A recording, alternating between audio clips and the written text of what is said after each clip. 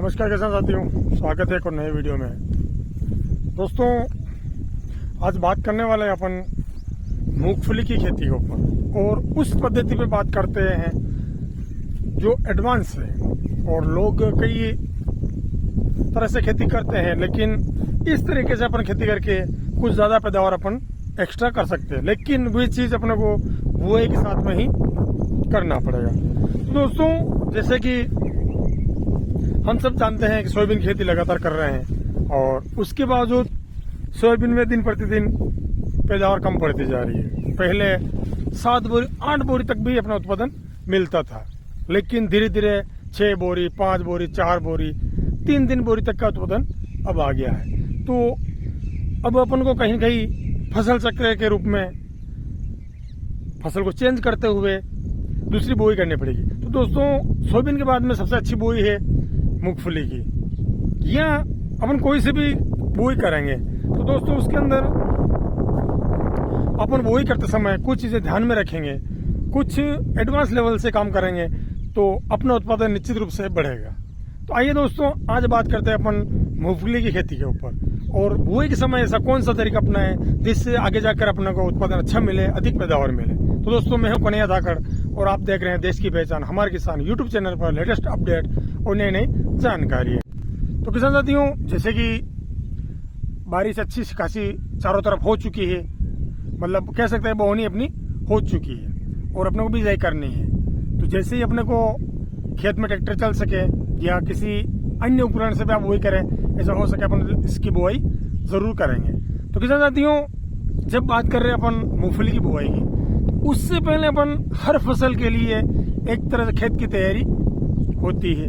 खेत की तैयारी में अपन अच्छी गहरी हगाई जुताई करके खाद डालते हैं। लेकिन किसान साथियों, यदि किसी कारणवश आप खाद नहीं डाल पाए हैं तो अभी भी अपने हाथ में बात है, अभी भी अपन खाद डाल सकते हैं। तरीका कौन सा है, वीडियो में बने रहेगा, आगे बात करें।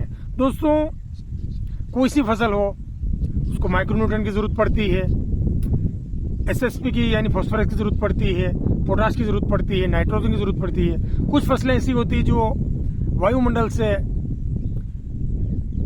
नाइट्रोजन अवशोषित करके अपने नाइट्रोजन की पूर्ति करती है, उनमें नाइट्रोजन कम देना पड़ता है यानी यूरिया कम देना पड़ता है। लेकिन फास्फोरस, पोटाश, सल्फर और भी कई माइक्रोन्यूट्रिएंट हैं जो अपन अलग से दे सकते हैं, जमीन से वो फसलें लेती है। तो किसान साथियों, आज मेन बात करेंगे अपन फास्फोरस के ऊपर, पोटाश के ऊपर और सल्फर के ऊपर। यदि अपन उन्हें खेत की तैयारी करते समय पहले नहीं दिए हैं, मूंगफली खेत में अधिकतर किसान भाई पहले फास्फोरस चाहे पाउडर के रूप में हुआ चाहे दानेदार के रूप में हुआ पहले दे देते हैं, लेकिन कारणवश आप नहीं दे पाए हैं तो अभी अच्छा मौका और लास्ट मौका है। इसके बाद में अपन फास्फोरस नहीं दे पाएंगे, पोटाश एक बार फिर भी दे देंगे अपन, लेकिन फास्फोरस नहीं दे पाएंगे। तो किसान साथियों, अपन ने खेत की तैयारी कर ली है, हके जूते कर लिए और अपन फास्फोरस या पोटाश देना भूल गए हैं, तो अभी अपने पास में एक मौका है। ठीक है, अब अपन फास्फोरस को 3 रूप से दे सकते हैं, चाहे एसएसपी दानेदार या एनपीके 12-32-16 के रूप में, या फिर फास्फोरस देने के लिए अपन डीएपी का यूज भी उपयोग भी कर सकते हैं। जैसी सुविधा आपके पास में हो, चाहे आप फास्फोरस को दानेदार एसएसपी के रूप में दो, चाहे एनपीके के रूप में दो, चाहे डीएपी के रूप में दो, तीनों तरीके से अपन दे सकते हैं। दोस्तों, करना क्या है, अपन जैसे मूंगफली की अपन बिजाई करते हैं, तो बिजाई के लिए अपन जो सीडल यूज करते हैं ना, जैसे कि पर्सनली मेरी बात करूं तो मेरे पास में डबल पेटी की सीडल मशीन अवेलेबल है।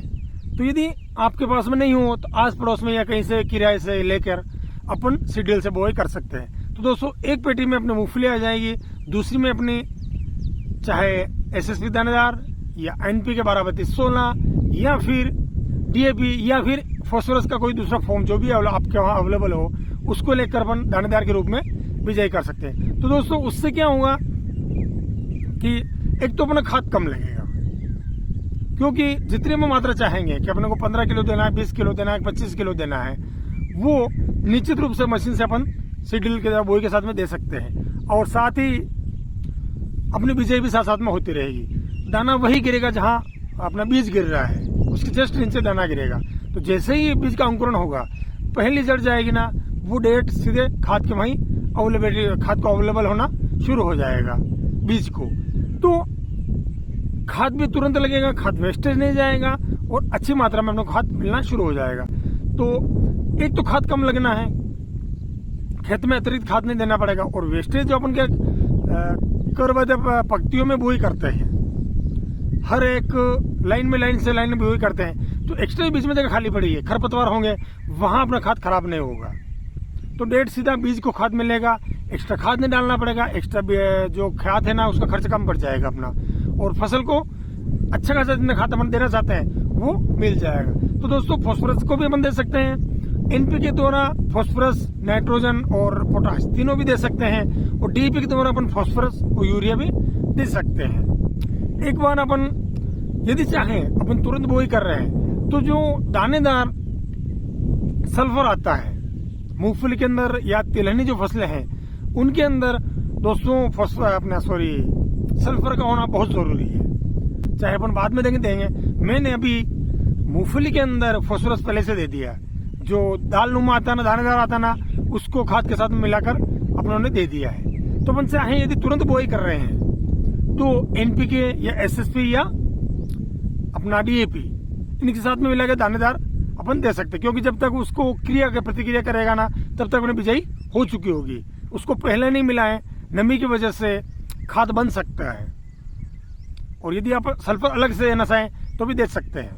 लेकिन कुल मिला के अपन अभी यदि खादों का प्रबंधन अच्छे से कर देंगे तो निश्चित रूप से आगे जाकर अपने को पैदावार में बहुत अधिक फायदा मिलने वाला। क्योंकि दोस्तों मैं 5-7 साल से मूंगफली की खेती कर रहा हूँ, और अच्छा खासा प्रोटेक्शन अपन 7-8 बोरी बीघे का लेते हैं, अलग अलग खेतों में फसल चक्र अपनाते हैं, अलग अलग जगह लेते हैं, तो अपना वो उत्पादन अपने को बराबर मिल रहा है। और मेन खाद है जैसे फॉस्फोरस, पोटाश, यूरिया, नाइट्रोजन, इनके बावजूद भी अपने जो फसल के लिए अवेलेबल जो विशेष खाद होते हैं ना उनकी ध्यान पे अपन बराबर रखते हैं, तो पैदावार अपनी कहीं से कम नहीं होती है। और आने वाले दिनों में मूंगफली खेती के लिए इसके लिए अपन अलग से वीडियो लाता रहूंगा दोस्तों, समय समय पर आपको जानकारी अवेलेबल कराता रहूंगा, क्योंकि इसमें कई चीजें अपने को फॉलो करनी पड़ती, ध्यान रखना पड़ता है। तो आगे जाके अपना उत्पादन कहीं से कहीं तक प्रभावित नहीं होगा, अच्छा उत्पादन मिलेगा, अच्छी पैदावार अपने को मिलेगी। तो दोस्तों अपन यदि पहले फॉस्फोरस ये वगैरह नहीं दे पाए हैं तो अब जाके भी अपन लास्ट अपने पास चांस है, दे सकते हैं। तो किसान साथियों आज के वीडियो में इतना ही, आशा करता हूँ ये वीडियो आपके लिए हेल्पफुल साबित होगा। और दोस्तों वीडियो पसंद आए तो लाइक करिएगा, शेयर करिएगा, कमेंट करिएगा, और जो दोस्त चैनल पे पहली बार है उस चैनल को सब्सक्राइब करना ना भूलेगा। मिलते हैं किसी अगले वीडियो में एक नई जानकारी के साथ में दोस्तों, तब तक के लिए जय हिंद, जय भारत, जय जवान, जय किसान।